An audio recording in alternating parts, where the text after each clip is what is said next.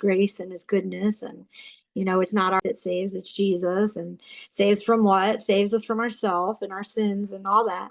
But what about the part? Like, that's what really spoke to me, is the part about identity, like who we are, sons, daughters of God, and that we don't have to think a certain way, which led me to the whole neurodiversity mission too. Could you imagine if God really was to say the sinner's prayer in order to go to heaven? Like, can you imagine like my sister's friend, my cousin?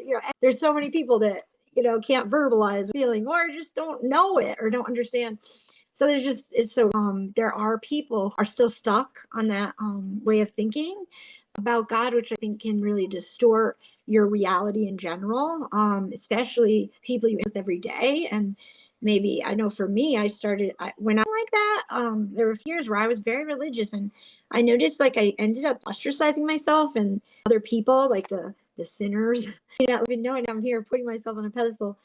So it took a while for to kind of me, but I love to hear other stories. Some people never got into religion. It's a good thing. But some people, everyone's stories. I'd love to hear a little bit about your story, your past.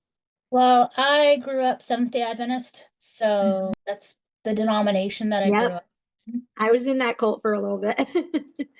Well, I grew up in it until my mid-30s, probably. Went grade school, high school, undergraduate was all Seventh-day Adventist.